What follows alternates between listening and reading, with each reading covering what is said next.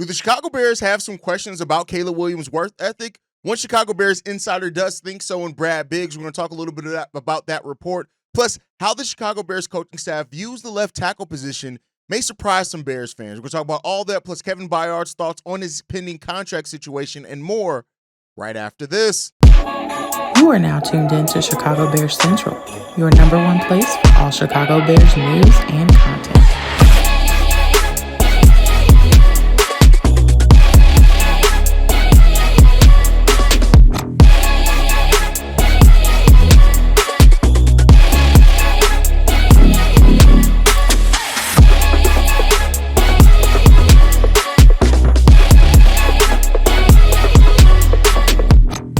What's going on, Bears fans? Welcome to another episode of Chicago Bears Central, your number one spot for everything Chicago Bears related. I'm the host there, Hayes, but more importantly, you guys can follow the channel at Chi Bears Central on every social media platform we happen to be on. With that said, let's go ahead and get into this content for today, y'all. And surprisingly enough, right, I told you guys before, this is the part of the offseason where a lot of things get sensationalized. And you're going to hear some crazy takes when it comes down to it. Now, that's not to say that it may not be rooted in some truth, right? But it does seem like there could be some questions. This comes from Brad Biggs, who says this: he's going to have to work harder than he's ever worked before for Ben Johnson. I would think there's varying opinions about film work and habits of his rookie season for sure that are out there.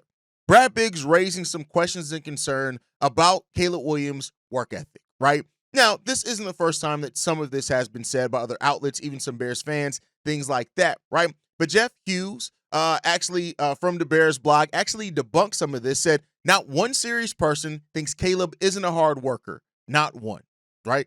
That just is what it comes down to it. So, the fact that this conversation is even popping up, right? A little bit, a week or two after the ESPN report and article came out from Caleb Williams' dad's, his dad's book and the thing that came out.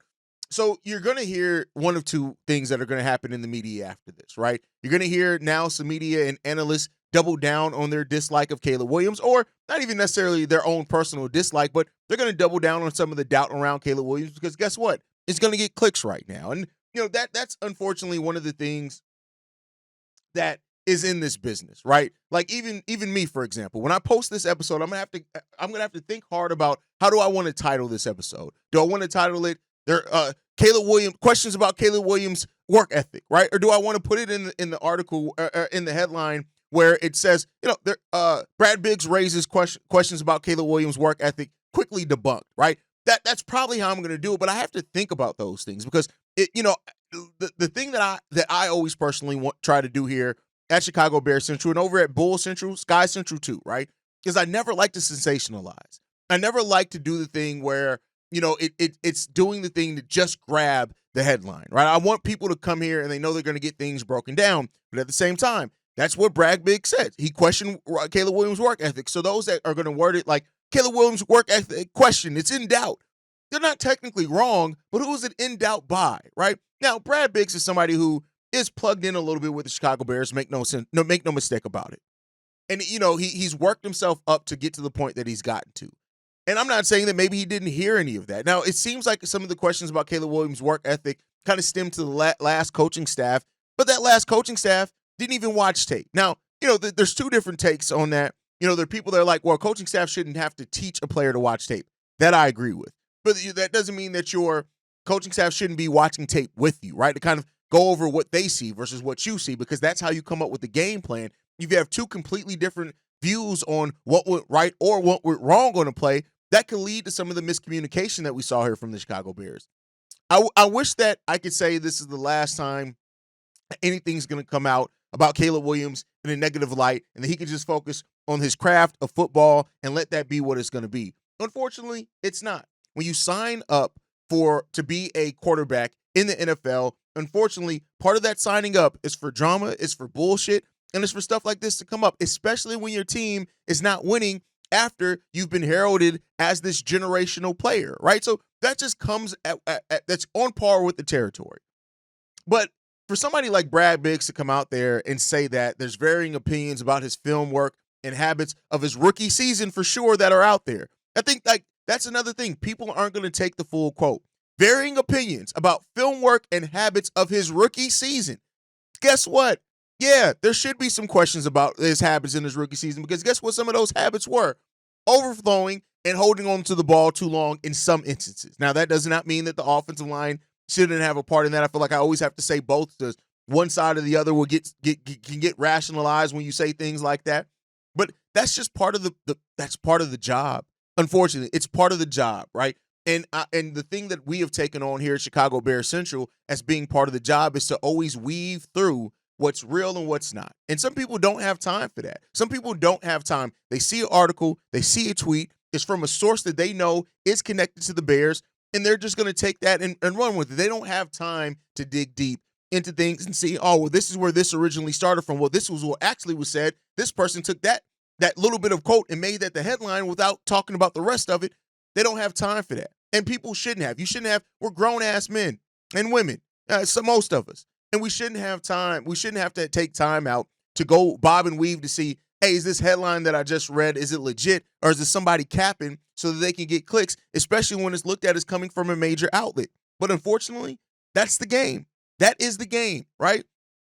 And so we all make mistakes. We all have things that we look back and be like, we probably shouldn't have. We probably shouldn't have titled it that way, right? We all have those times. I go back in and retitle things all the time, right? After I see, I was like, maybe that didn't read. If I get a couple of a number of comments that are like, Hayes, I don't think this title read the way you thought it would. I'd be like, you know what? Let me go back in and make this a little bit more clear, right? I have a problem doing that. That just is what it is. To me, I look at that, again, as part of the game.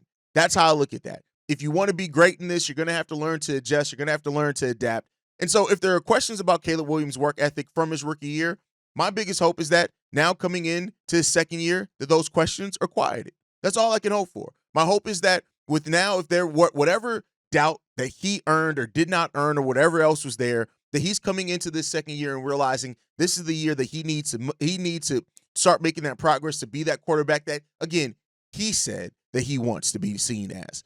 And if he makes those steps, if he makes those leaps, if he makes that whatever else, it's going to quiet everything and anything else down. All the people right now that have doubts around Caleb, and, not to say that those doubts aren't just, they aren't right in some areas, they are.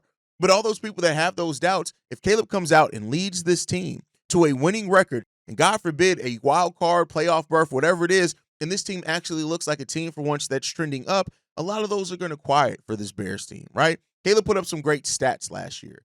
And I think if you look at some of the mistakes that were in his control, there were some that with the team that weren't in his control. But if you look at the mistakes that were in his control, you can easily see how he could tweak some things. And then we're talking about an even better. We're talking about a 4,000-yard season, right? So let's see what Caleb can do in year two. There's going to be doubt around him. There's going to be more articles. There's going to be more things like this that come out.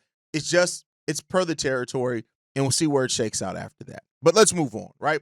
We have another, as far as Bears insider, in regards to how the Bears view their tackle position, more importantly, Braxton Jones. This one comes from Jeff Hughes of the Bears film room. He says this: the Bears do not currently see left tackle as a position that needed to be replaced. Their offseason focus was mainly on the interior offensive line, which explains the lack of aggressive moves at tackle. While the situation with Jones may change midseason, the drafting of Trapillo could be seen as a long-term contingency plan. This is the first time that we're really hearing that the Bears may be more content at the tackle position than what initially thought. Of course, coming into this, we look at it, and listen, I've said it many times before, Braxton isn't nearly as bad as what some Bears fans try to make him out to be, but he's not nearly as good as what some other Bears fans try to make him out to be either. Was in a conversation with somebody that was like, Braxton Jones is a top 15 tackle in this league, and it's like, all right, bruh. All right. But I do think that even regardless of the stats, right, and regardless of PFF grades or anything else, Braxton has two very big areas that are a concern for him in building a solid offensive line. The bull rush and penalties, those are a big concern for him, regardless of how you look at anything else, right? So, we know that Ryan Poles said there will be competition for Braxton. Ozzie Trapillo was brought in, right? That's competition for Braxton. Kieran Amagaje, already a guy that Ben Johnson and Dan Rouchard have talked about, as far as they are a guy that is a guy they want to see at the tackle position. So there is competition out here for Braxton. The question is how do they view Braxton long term? Even that, right? In the same article, they go on to say this. There's strong belief within Hallis that Braxton Jones will benefit significantly from playing next to All-Pro left guard Joe Tunney. With consistent and elite presence beside him, the team expects Jones' overall performance to improve in 2025, along with the better coaching staff. And that's you should expect that. When you spend the money that you spend in to improve the interior of this offensive line, you want to see Darnell Wright, you want to see Braxton Jones, you want to see those guys improve, right? But bringing in, when you feel like you have to bring in competition for somebody, that I think also shows and points towards there is some doubt there. And I think the doubt is also warranted, right? And so overall, like, this is Braxton's opportunity. My biggest thing, like I've said with Braxton, regardless of how positive or negative you look at him, is that he's up to get paid at the end of this season. And so with bringing in a contingency plan in Ozzy Trapillo, I still personally think Ozzy's probably going to end up starting at some point this season. But in bringing in that contingency plan, if that's what he is, judging off this article, then to me that also says that the Bears are also looking at it like, hey, we may not want to pay Braxton next season, right? And so Braxton Jones joins a number of players that this season is going to be really important to. If they want a future with the Bears, they're going to have to go out there and put it all out on the field. Braxton's one. Jaquan Brisker's another. Kevin Byard isn't into a different degree because he's more of a veteran, longer in the tooth. Tremaine Edmonds at being a cut candidate next year, right? DeAndre Swift as well, right? Him being a cut candidate as well next year. Those are the 5 players that off the top of my head that are the most the biggest threats to not be back here in the Chicago Bears uniform in this season is going to dictate a lot of that. How DeAndre Swift plays behind a better offensive line. Now, I still think they're going to look to bring in another running back next year, but either that goes a long way. Braxton, how well do you play now that you have an all-pro guard in Joe Tunney next to you? How well does Ozzy Trapillo look as the guy behind you that could be coming to take your spot? How good does he look next season as well, right? Those are things. Jaquan Brisker, it comes down to health. Kevin Byard, it comes down to, do we want to invest in that veteran presence, or are we going to bring in a younger guy in here now, whatever, especially with Jaquan, right? Those type of things those questions are there that exist. Tremaine, he's going to have one, and I do think Dennis Allen is going to put him in positions where he's thrived at the most in his NFL career to really see if that continues for him. I think that's coming, and we'll see how that works out. But overall, those are things that you're looking for. And those are things that this team is going to have to really try to figure out. And hopefully they can. I hope fully, wholeheartedly, I severely hope that everybody that we have questions on coming into this year ends up proving themselves. I would love to have to make a case on why should you not pay this guy versus why should you pay this guy. I just would rather have the more positive version of that conversation because I just think that's a better place to be. And that shows your team is in a better place, right? So if Braxton can come in here, if he can shine, if he can develop, if he can do all those type of things, being next to Joe Tunney, under Dan Rouchar, who is a renowned offensive line coach, great. I don't think anybody should have a problem with that. If you have doubt about Braxton, like I do, like many Bears fans do, there's no problem with that at all. It just comes down to if they prove it on the football field, then we all should be able to take what they was proven on the football field and judge off that and be happy with that, right? I've always said this. It's weird when people actively root against players on their team just so they can be right about something. I always feel like that's a weird place to be in for as a fan, because then it's like you're rooting for somebody to be bad for what, which also is going to negatively impact your team. And then those same fans would complain when the Bears are constantly in a rebuild status, right? So like, I hope that Braxton has a great season. Now, that even with that, are the Bears going to be willing to pay it? That's another question depending on the state of the roster. But I hope that Braxton shuts up my doubt. I hope he shuts up a lot of people's doubt. If he can do that, great. You know what that means then? That means the Bears have a pretty damn good player at left tackle if that ends up being the case. I have my doubts. He's going to have to show me. Ozzy Trapillo, going to have to show me. And we'll see what this team ends up being. But to hear that the Chicago Bears have a little bit more faith in their left tackle seems like it's also directly tied to the confidence they have in who they brought in at the guards here and the work that they did on the interior part of the offensive line. That's great. Now let's go out there and let's show what we can be. Let's go out there and do it, right? For once for the Bears, let's go out there and show it. Let's all leave it out on the football field, and we'll see what's going to happen there. One of the guys I just talked about was Kevin Byard. And Kevin Byard has been talking a lot, and I don't mean that in a negative light, right? Kevin Byard's been saying things that I think Bears fans love to see about the defense and the identity of it and those type of things. I talked a lot about that on yesterday's episode. Yesterday was a very defensive-focused episode because of all the things that come out about how Dennis Allen is going to use Daniel Hardy and all those type of things and stuff like that, right? Kevin Byard said this. It starts up front. It starts with those guys first and foremost. Stopping the run is something we really weren't good at last year. We can attack in that way. If we stop the run, then everything opens up for the defense. Those guys can pin their ears back, get after the quarterback, and then you start making plays. Once you get a good front four, that pretty much can stop the run and also get after the quarterback, and everybody's going to sit in the zone, make plays, get interceptions. We're going to attack, and it's going to start with those guys up front. Nobody who's watched the Dennis Allen's defense should be surprised that this team is going to be in attack mode, right? That's where they're going to be.